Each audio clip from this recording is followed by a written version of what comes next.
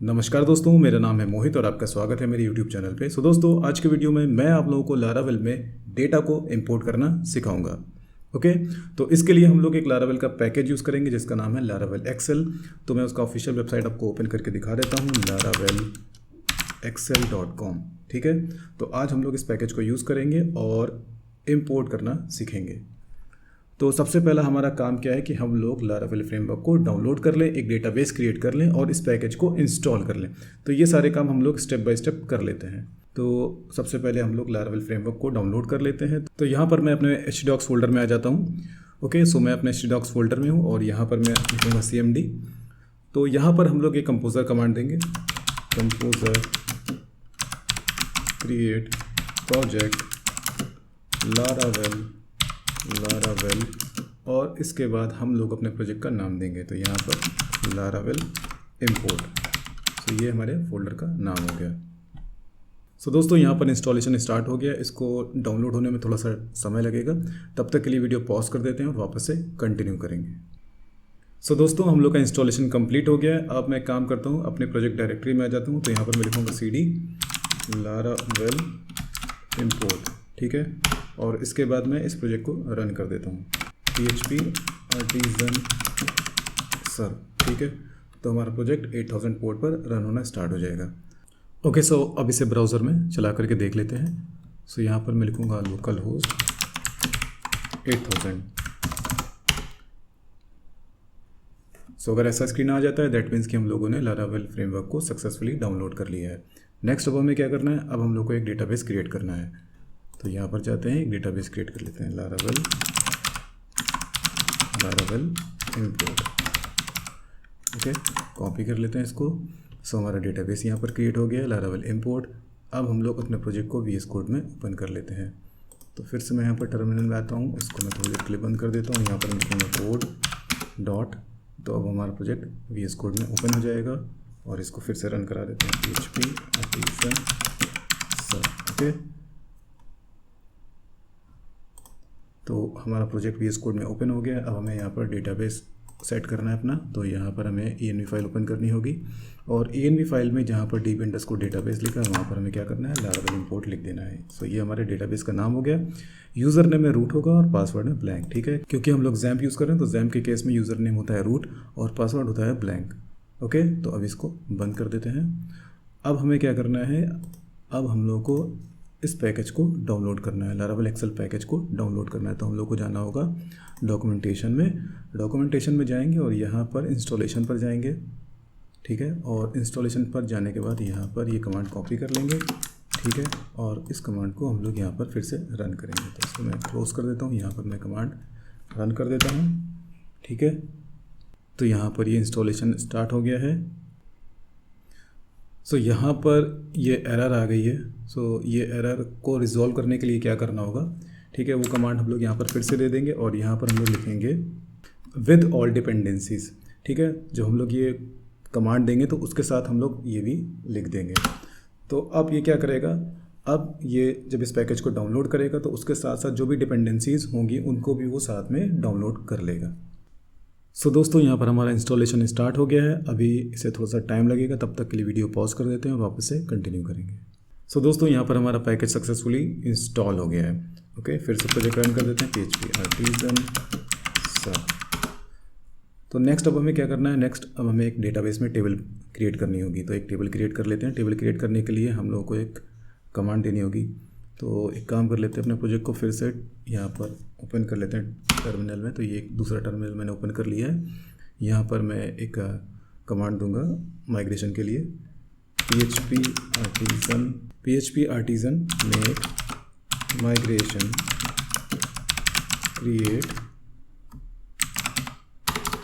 Create products table. ठीक है, PHP artisan make migration create products table. ठीक है, तो ये माइग्रेशन यहाँ पे क्रिएट हो गया है। अब हम लोग को ये माइग्रेशन कहाँ पर मिलेगा, ये माइग्रेशन हमें मिलेगा इस डेटाबेस में, माइग्रेशन फोल्डर के अंदर सबसे लास्ट वाला फाइल। तो यहाँ पर एक कुछ फील्डें हम लोग यहाँ पर ऐड कर लेते हैं, $table स्ट्रिंग। फर्स्ट कॉलम होगा नेम, एक सेकेंड कॉलम ले लेते हैं यहाँ पर डिस्क्रिप्शन, ओके। और इसके साथ साथ हम लोग एक कॉलम और यहाँ पर ले लेते हैं, ये कॉलम हम लोग ले लेते हैं इंटीजर टाइप का, ठीक है। और इसको मैं नाम देता हूँ क्वांटिटी, ठीक है। तो अब हम लोग क्या करेंगे, इस माइग्रेशन को रन करेंगे। तो जब हम लोग इस माइग्रेशन को रन करेंगे तो हमारा प्रोडक्ट्स वाला टेबल डेटाबेस में बन जाएगा। तो यहाँ पर मैं कमांड दूंगा php artisan migrate। तो जब ये कमांड देंगे तो हमारा जो माइग्रेशन फाइल्स हैं वो 1 बाय 1 रन होंगी और साथ में टेबल भी क्रिएट हो जाएंगी। तो हमारे जितने भी माइग्रेशंस हैं वो सारे रन हो चुके हैं। और यहाँ पर हम लोग रिफ़्रेश करेंगे लारावेल इंपोर्ट में, तो यहाँ पर देखो टेबल्स बन गई हैं, साथ में हमारे पास एक प्रोडक्ट्स नाम का टेबल भी बन गया। और जैसा हम लोगों ने वहाँ पर स्ट्रक्चर दिया था वैसा स्ट्रक्चर यहाँ पर आ रहा है, ठीक है। तो हम लोग आज क्या करेंगे, इसी टेबल में डेटा को इम्पोर्ट करेंगे। सो नेक्स्ट अब हमें क्या करना है, एक इंपोर्ट क्लास बनानी होगी। तो इंपोर्ट क्लास कैसे बनाएंगे, तो यहाँ पर हम लोग इंपोर्ट्स में आएंगे, ओके, और यहाँ पर क्लिक करेंगे और ये कमांड देंगे, ठीक है। अच्छा, हम लोग को एक मॉडल भी ज़रूरत पड़ेगा, तो एक मॉडल भी क्रिएट कर लेते हैं साथ में। तो हम लोगों का प्रोडक्ट्स टेबल है डेटाबेस में, सो हम लोगों को प्रोडक्ट नाम का एक मॉडल क्रिएट करना होगा। तो मैं यहाँ पर लिखूँगा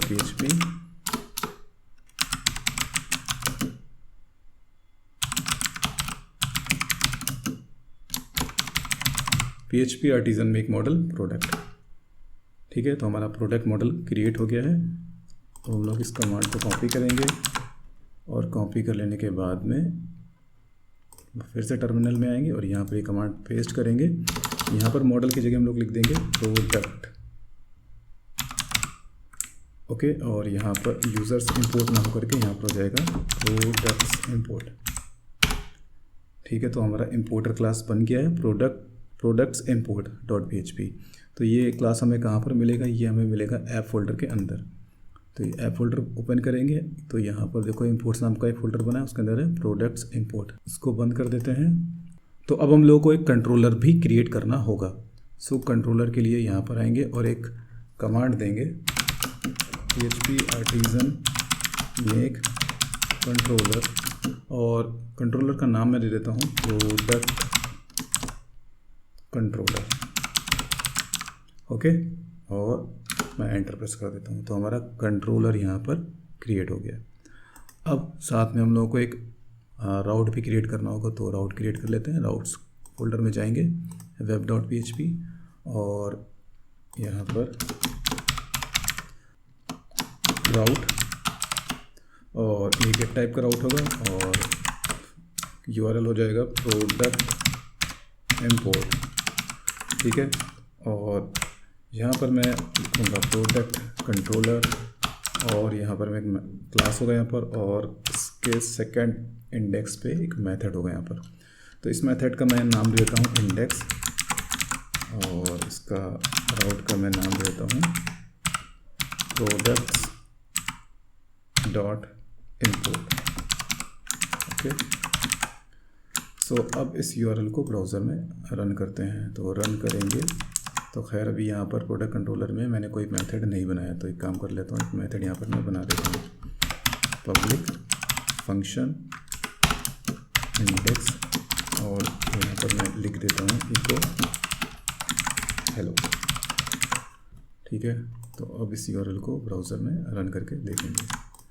सो यहाँ पर मैं लिखूँगा 8000 के बाद प्रोडक्ट इंपोर्ट।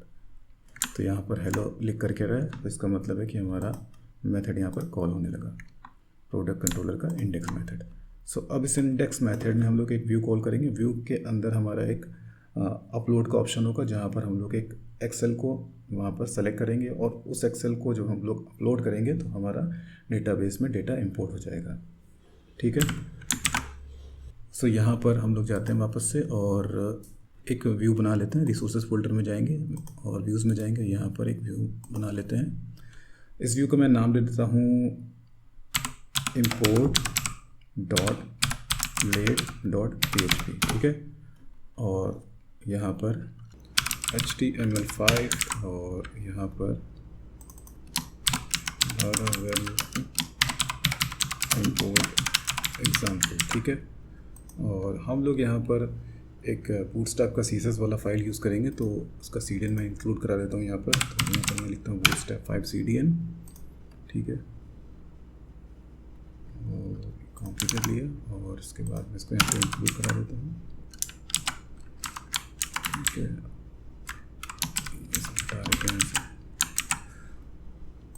ओके, तो अब यहाँ पर अपना फॉर्म स्टार्ट करते हैं बनाना। div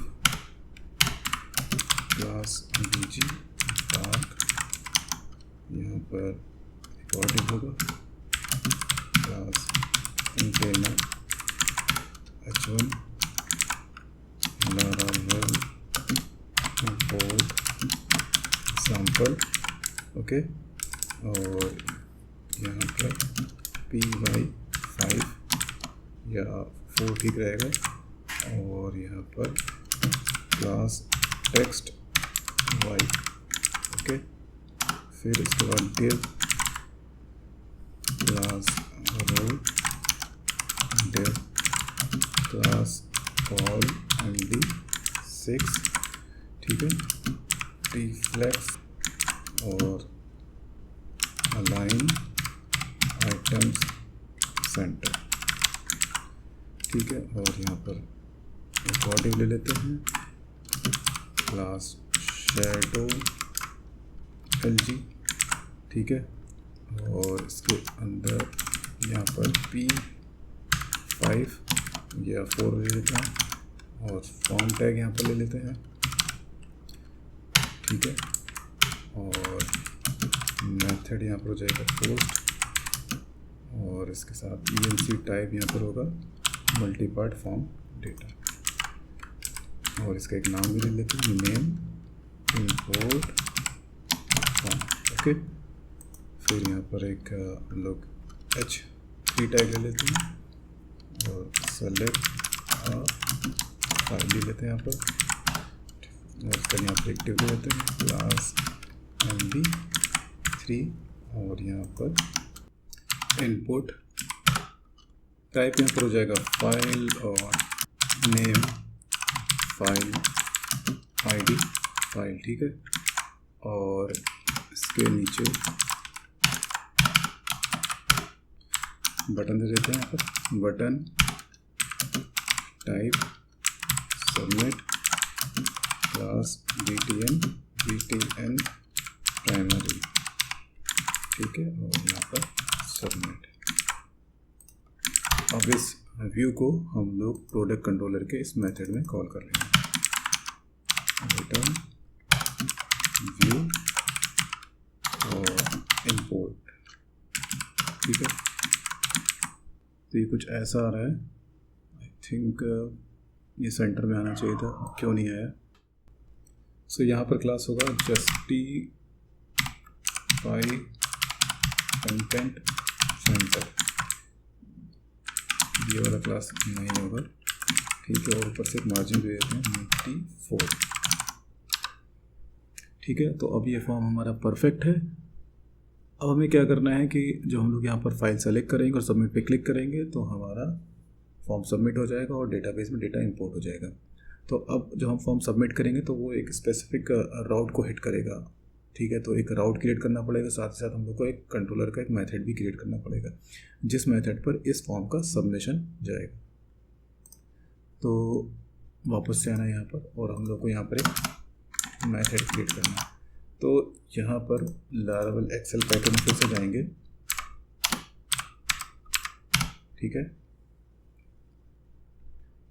डॉक्यूमेंटेशन में जाएंगे यहाँ पर और इंपोर्ट्स में जाएंगे यहाँ पर, और देखिए ये कंट्रोलर में कुछ इस तरह का इसने बताया है, तो ये कॉपी कर लेंगे,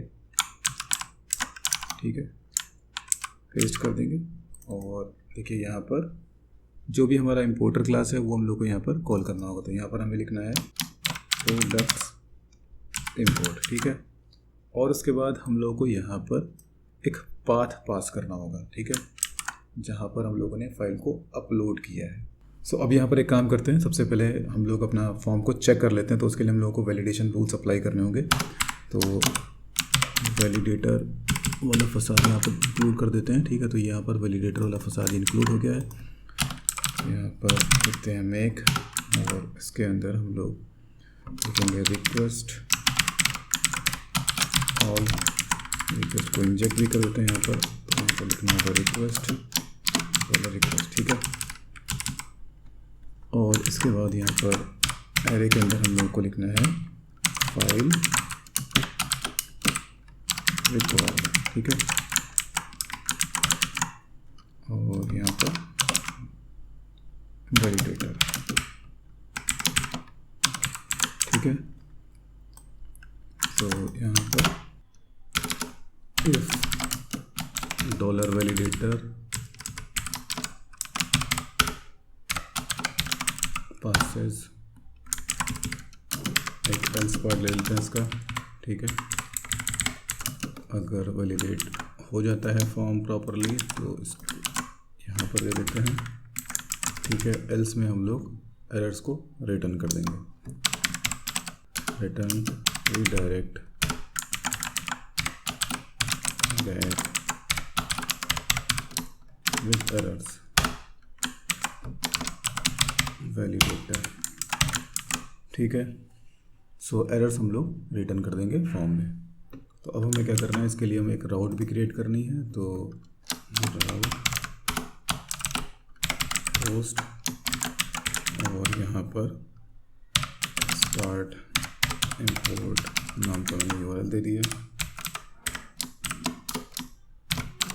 प्रोडक्ट कंट्रोलर क्लास, और यहाँ पर मैं मेथड बना देता हूँ स्टार्ट इंपोर्ट या import.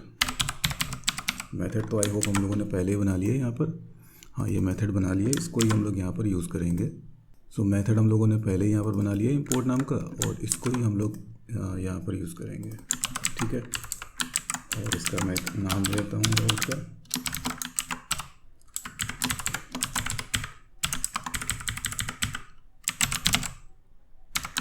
Product dot start import, ठीक है। तो अब इसको कॉपी कर लेते हैं, कॉपी कर लेने के बाद में यहाँ पर इसको कॉल कर लेते हैं, ओके। तो इसको रिफ्रेश कर लेते हैं यहाँ पर। अब जब एरर्स आएंगे तो उसको शो भी करना पड़ेगा, तो शो करने के लिए क्या करना पड़ेगा, इसके नीचे मैं यहाँ पर लिख लेता हूँ, एक डेमो ले लेता हूँ यहाँ पर, क्लास अलर्ट डेंजर, ठीक है। और यहाँ पर इटरेटिव एरर्स एज फाइल, मतलब फाइल में कोई एरर आया है तो डायरेक्ट एंड इफ, ठीक है। और एरर्स फर्स्ट और यहाँ पर फाइल, ओके। तो फिर से चला करके इसको देखते हैं। अभी मैंने कोई भी फाइल सेलेक्ट नहीं किया है, मैंने सबमिट पे क्लिक किया, ओके पेज एक्सपायर्ड। यहाँ पर हमें एक काम करना होगा, तो यहाँ पर हमें CSRF टोकन भी अटैच करना होगा, तो यहाँ पर @CSRF, ठीक है। वापस आते हैं, फिर से क्लिक करते हैं यहाँ पर, तो ये देखिए the file field is required, so सही है, एरर्स भी हमारे आने लगी। सो अब हमें क्या करना है, वापस से आना है प्रोडक्ट कंट्रोलर में। तो यहाँ पर मैं लिखूँगा $file = $request फाइल क्या है, ये जो यहाँ पर मैंने इनपुट टाइप फाइल लिया, उसका जो नेम लिया है यहाँ पर, वो मैंने यहाँ पर यूज़ किया है, ठीक है। तो अगर यहाँ पर आप कुछ और नाम रखना चाहते हो तो आप रख सकते हो, ठीक है। उसी नाम को यहाँ पर आप लोग लिखना, ओके। अब एक काम करूँगा मैं, यहाँ पर मैं लिखूँगा ext, एक्सटेंशन निकालूँगा इस वेरिएबल के अंदर, और यहाँ पर लिखूँगा file get client original extension, ठीक है। तो $ext में हमारा फाइल का एक्सटेंशन आ जाएगा। अब हम लोग जो फाइल अपलोड है उसको एक स्पेसिफिक पाथ पर अपलोड कर देंगे।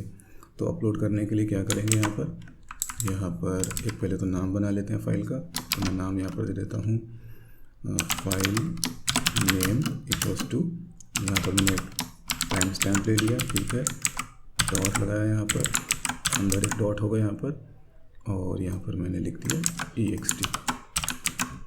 सो ये हमारा फाइल नेम बन गया। अब हम लोग क्या करेंगे, इस फाइल को एक स्पेसिफिक लोकेशन पे सेव करेंगे। तो सेव करने के लिए क्या करना होगा, हमें अपने प्रोजेक्ट में आना होगा और यहाँ पर पब्लिक में हम लोग फोल्डर बना देते हैं अपलोड्स नाम का, ठीक है।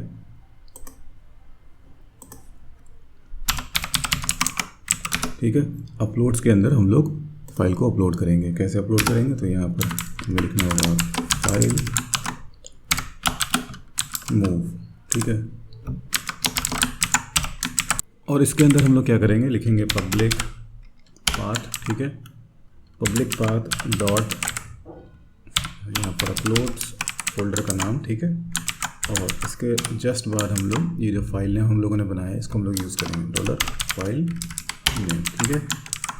तो अब जो फाइल हम लोग अपलोड करेंगे एक्सेल फाइल, वो अपलोड्स नाम की डायरेक्टरी में अपलोड हो जाएगी जा करके। ओके, सो अब इसे एक बार चेक कर लेते हैं। चेक करने से पहले ये वाला लाइन और नीचे ये वाला लाइन कमेंट कर लेते हैं, ठीक है। और यहाँ पर ब्राउज़र में रिफ़्रेश कर लेते हैं। सो ये मैंने रिफ़्रेश कर लिया। अभी मैं यहाँ पर एक फ़ाइल सेलेक्ट कर लूँगा। तो ये हमारा एक्सेल फाइल है जिसको मैं सेलेक्ट करूँगा। अभी मैं सबमिट पे क्लिक करूँगा तो ये फाइल एक लोकेशन पे जाकर के स्टोर हो गया होगा। कौन सी लोकेशन पे, अपलोड्स लोकेशन पे। तो अभी मैंने अपलोड्स नाम का फ़ोल्डर बनाया था, तो जो भी फाइल मैंने सेलेक्ट किया वो यहाँ पर अपलोड हो गया है, ठीक है। तो यहाँ पर ये स्टोर हो गया। अब हमें क्या करना है, जो फाइल हम लोगों ने स्टोर किया है उसका पाथ यहाँ पर पास कर देंगे, ठीक है। तो यहाँ पर मैं एक वेरिएबल ले लेता हूँ, पाथ पब्लिक पाथ, और फिर इसके बाद यहाँ पर अपलोड्स लिखना है।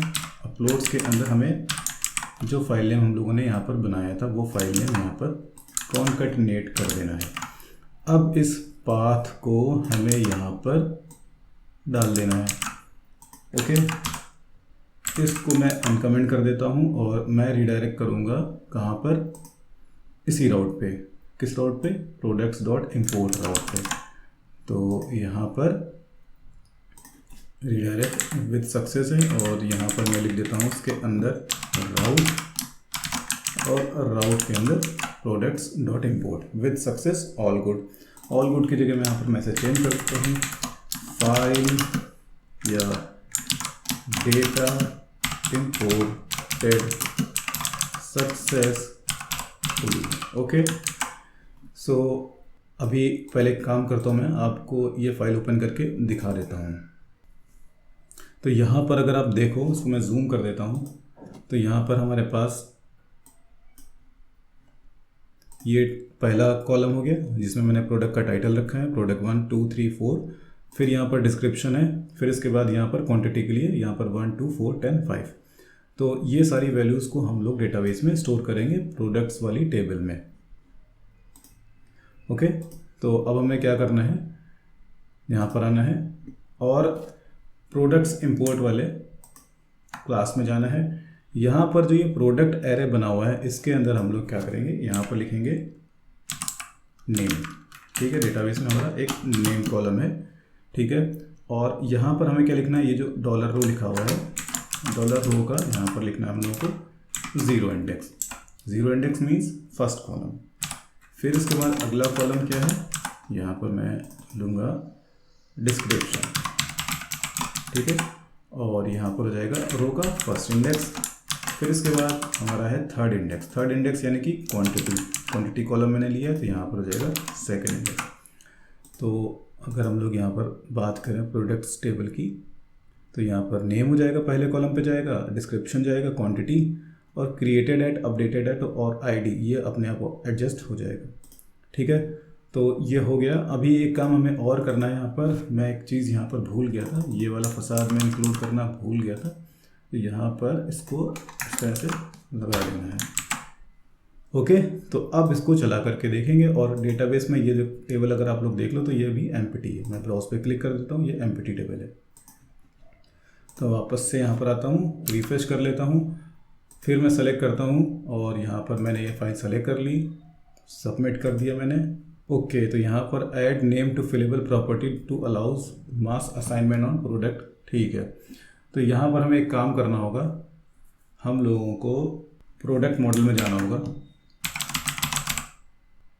सो प्रोडक्ट मॉडल में यहाँ पर हमें लिखना होगा डॉलर फिलेबल इक्वल्स टू, एक एरे बना देना होगा। फिलेबल में हमें अपने कॉलम यहाँ पर देने होंगे, तो नेम, फिर यहाँ पर डिस्क्रिप्शन,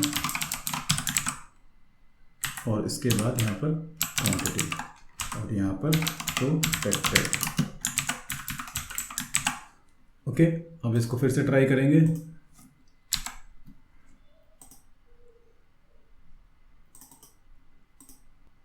अनडिफाइंड एरे की के DSCRIPTI डिस्क्रिप्शन, यहाँ पर कॉलम में DSCRIPTI, कॉलम का नाम तो मैंने यहाँ पर सही दिया, क्या यहाँ पर कुछ प्रॉब्लम है? सही है। इंपोर्ट में ठीक है, क्या प्रॉब्लम है यहाँ पर? अनडिफाइंड एरे की 1, ये की को अनडिफाइंड बता रहा है। तो यहाँ पर एक काम कर लेते हैं, यहाँ पर मैं प्रिंट आउट करा लेता हूँ रो को। ओके, और यहाँ पर फिर से मैं इसको एग्जीक्यूट करता हूँ, रिलोड कर देता हूँ, कंटिन्यू करता हूँ, और यहाँ पर मैं कंट्रोल U कर देता हूँ। तो यहाँ पर अगर आप सोर्स कोड देखो तो यहाँ पर एक एम्प्टी एरे यहाँ पर आ रहा है, तो ये एम्प्टी एरे ही यहाँ पर इशू कर रहा है, इशू क्रिएट कर रहा है। तो इसके लिए हमें क्या करना होगा, यहाँ पर आएंगे और इसको एक कंडीशन के अंदर दे देंगे। ये कोड एक कंडीशन के अंदर एग्जीक्यूट होगा। यहाँ पर मैं लिखूँगा इफ नॉट एम्प्टी $रो का 0 इंडेक्स, ठीक है, और इसको यहाँ से कट करके इसके अंदर डाल देंगे, ठीक है। और अब इसे एग्जीक्यूट करते हैं। तो यहाँ पर मैंने रिलोड किया, कंटिन्यू किया, तो ये कोड एग्जीक्यूट हो गया। अभी मैं यहाँ पर ब्राउज पे क्लिक करता हूँ तो यहाँ पर हमारे रिकॉर्ड सारे इंसर्ट हो गए हैं, तो हमारा इंपोर्ट यहाँ पर प्रॉपर चल रहा है। अब अगर जो मेरा एक्सेल है उस एक्सेल में ऊपर कॉलम में हेडिंग्स हों, कैसे, तो मैं आपको दिखा देता हूँ। सो ये रहा हमारा एक्सेल, इसको मैं ओपन कर लेता हूँ। सो यहाँ पर अगर आप देखो तो ऊपर कोई हेडिंग नहीं है, ठीक है। तो मैं एक काम करता हूँ, यहाँ पर हेडिंग दे देता हूँ ऊपर टॉप पे। इंसर्ट किया मैंने, यहाँ पर मैं लिख देता हूँ मान लो नेम, ठीक है। यहाँ पर मैं लिख देता हूँ डिस्क्रिप्शन, ठीक है। यहाँ पर मैंने लिख दिया क्वांटिटी। तो अब हमारे इस एक्सेल में यहाँ पर ऊपर मैंने हेडिंग्स दे दी हैं। तो जब हेडिंग्स होंगी उस केस में हम लोगों को यहाँ पर अपने कोड में क्या चेंजेस करने होंगे। सो इसके लिए यहाँ पर हम लोग क्या करते हैं, यहाँ पर देखो हेडिंग रो नाम का एक यहाँ पर ऑप्शन हमें मिलता है। तो यहाँ पर इस कंसर्न को कॉपी कर लेते हैं और यहाँ पर पेस्ट कर देंगे और कॉपी करके इसको यहाँ पर इसको साथ में दे देंगे, ठीक है। इसके बाद हमें क्या करना होगा, इसके बाद हम लोग अगर अपना एक्सेल देखें तो यहाँ पर एक नेम लेबल है, ठीक है। नेम नाम की हेडिंग है, डिस्क्रिप्शन नाम की हेडिंग है, क्वांटिटी नाम की हेडिंग है। तो इन हेडिंग्स को हम लोग यहाँ पर यूज़ करेंगे। यहाँ पर जहाँ हम लोगों ने $रो का 0 लिखा है तो $रो का 0 की जगह पर हम लोग लिखेंगे नेम, ठीक है। और यहाँ पर हम लोग लिखेंगे डिस्क्रिप्शन। तो फर्स्ट कॉलम नेम है, ठीक है। ये नेम कॉलम को हम लोगों ने लोअर करके यहाँ पर लिख दिया नेम और डिस्क्रिप्शन और फिर यहाँ पर क्वांटिटी, और इसको हटा देते हैं, ओके। और अब इसको फिर से ट्राई करते हैं। तो अब एक काम करता हूँ, यहाँ पर मैं कुछ चेंज कर देता हूँ। यहाँ 4 है, 1 2 3 यहाँ पर 2 बार हो गया। तो यहाँ पर मैं कर देता हूँ इसको 6, इसको मैं कर देता हूँ 7, ठीक है, 8 9 और ये 10, ठीक है। अब इसको फिर से हम लोग चला करके देखेंगे। यहाँ पर मैं फाइल सेलेक्ट कर लेता हूँ और साथ में काम कर लेते हैं, यहाँ पर मैसेज शो करा देते हैं और नीचे टेबल डिस्प्ले कर देते हैं। तो एक काम करेंगे, यहाँ पर आएंगे और यहाँ पर ऊपर में मैसेज शो कर देता हूँ। यहाँ पर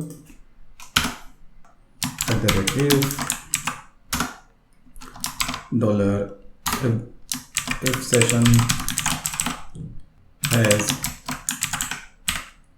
सक्सेस, और इसके बाद यहाँ पर एक टेबल लेते हैं, क्लास अलर्ट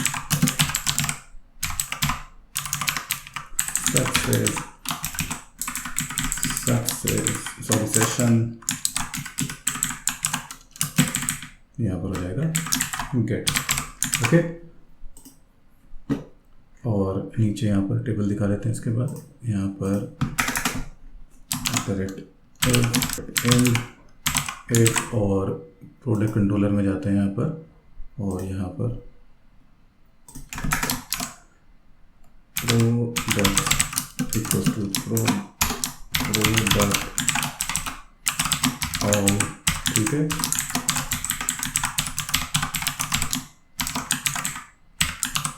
प्रोडक्ट्स। तो अब हम लोग डॉलर प्रोडक्ट्स यूज़ कर सकते हैं इंपोर्ट में यहाँ पर। तो if not empty dollar products @ for each product, और यहाँ पर एक टेबल ले लेते हैं। सॉरी, टेबल हमें ऊपर लेना होगा, यहाँ पर टेबल क्लास टेबल। ठीक है,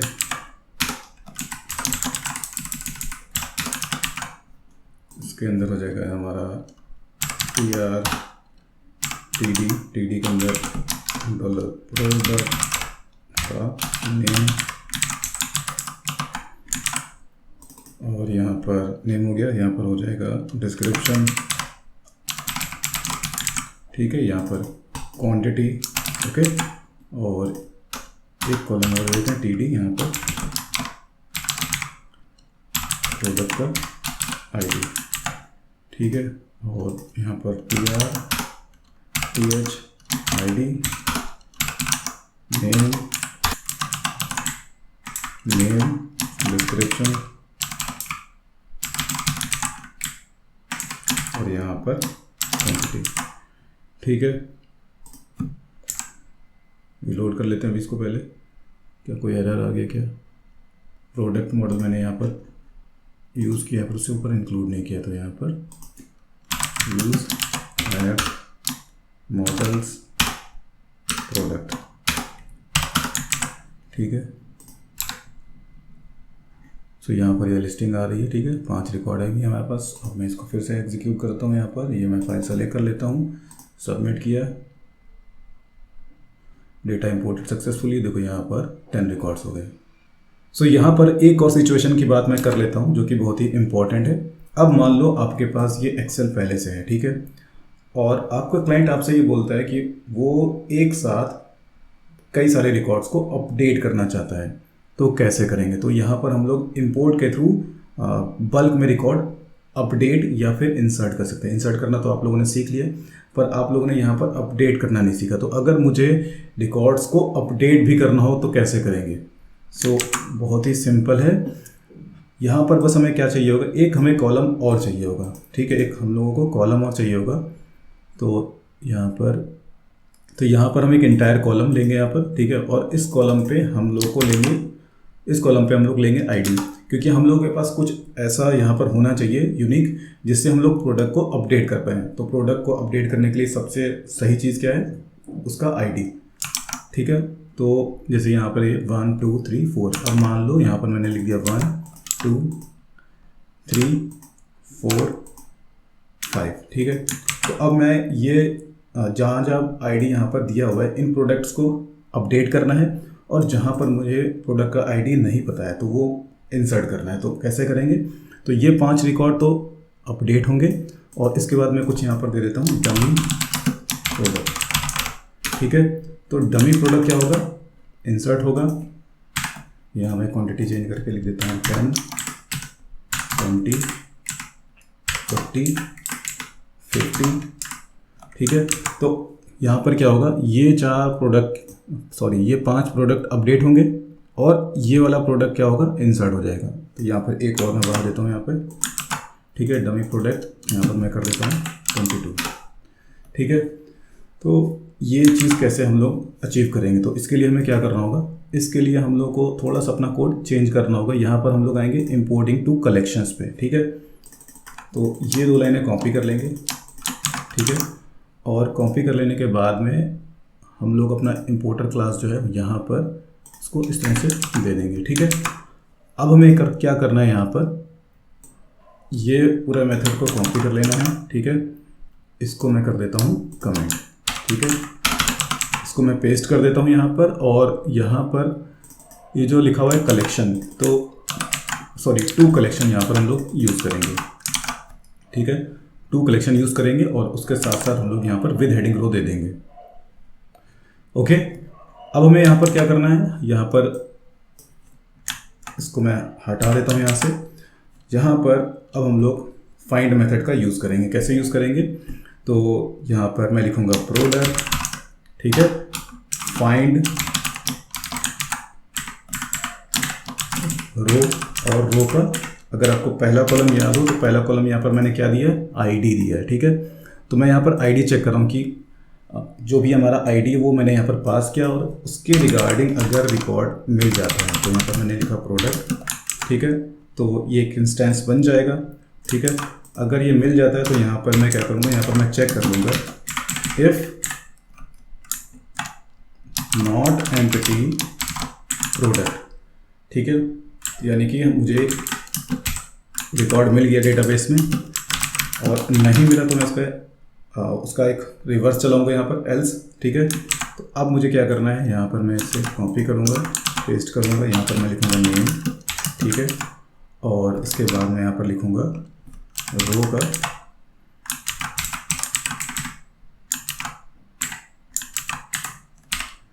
नेम, ठीक है। फिर यहाँ पर डिस्क्रिप्शन, फिर इसके बाद यहाँ पर क्वांटिटी, यहाँ पर हो जाएगा डिस्क्रिप्शन, यहाँ पर हो जाएगा क्वांटिटी, और इसको कॉपी कर लेते हैं। अब अगर वो प्रोडक्ट आईडी नहीं मिलता है तो उस केस में हम लोग क्या करेंगे, यहाँ पर मैं लिखूँगा प्रोडक्ट इक्वल्स टू प्रोडक्ट, ठीक है। और यहाँ पर मैं लिख दूँगा न्यू। तो ये केस क्या करेगा, अगर इफ़ की बात करें, प्रोडक्ट अगर मिल जाता है तो प्रोडक्ट अपडेट होगा। कैसे अपडेट होगा, तो यहाँ पर सेव तो मैंने लिखा ही नहीं, तो मैं सेव लिखूँगा मैं यहाँ पर, और यहाँ पर भी सेव। तो अगर इफ़ कंडीशन में आएगा तो कोड अपडेट होगा, मतलब प्रोडक्ट अपडेट होगा। और एल्स पार्ट की अगर बात करें, अगर वो प्रोडक्ट का आईडी नहीं मिलता है तो इन 2 केसेस के लिए आईडी नहीं मिलेगा, तो ये 2 रिकॉर्ड इंसर्ट हो जाएंगे और ये रिकॉर्ड अपडेट हो जाएंगे। तो अब इसे एक बार चेक कर लेते हैं, ठीक है। तो डमी प्रोडक्ट 22, ठीक है। तो फिर से मैं इसको ट्राई करता हूँ। इसको मैंने रिलोड कर दिया, ठीक है। अभी हमारे पास 10 रिकॉर्ड्स हैं। यहाँ पर मैंने फाइल सेलेक्ट कर लिया, सबमिट पे मैंने क्लिक कर दिया, डेटा इंपोर्टेड सक्सेसफुली। तो यहाँ पर देखो 2 रिकॉर्ड बढ़ गए, डमी प्रोडक्ट और डमी प्रोडक्ट 22। बाकी यहाँ पर देखो रिकॉर्ड अपडेट हो गए होंगे। तो यहाँ पर देखो मैंने 1 वाला प्रोडक्ट अपडेट किया था, उसको मैंने क्या कर दिया था, टाइटल यहाँ पर उसका प्रोडक्ट 6 कर दिया। तो यहाँ पर देखो प्रोडक्ट 6 हो गया। फिर मैंने प्रोडक्ट 7 किया था यहाँ पर, तो सेकंड वाला आईडी का प्रोडक्ट 7 टाइटल हो गया। फिर मैंने 8 किया, साथ ही साथ मैंने क्वांटिटी जो दे रखी थी वो क्वांटिटी भी यहाँ पर रिफ्लेक्ट हो गई है। सो आई होप आपको ये पॉइंट भी समझ में आ गया होगा कि अगर हमें इंपोर्ट के थ्रू डेटा को अपडेट करना है और साथ ही साथ इंसर्ट करना है, तो ये दोनों काम हम लोग कैसे कर सकते हैं। सो दोस्तों, आई होप आपको ये वीडियो पसंद आया होगा। दोस्तों, अगर आप लोगों को ये वीडियो अच्छा लगा तो प्लीज़ आप इस वीडियो को लाइक करिए, कमेंट करिए, शेयर करिए और मेरे चैनल को सब्सक्राइब ज़रूर से ज़रूर कर लीजिए। अभी के लिए bye, thanks and take care.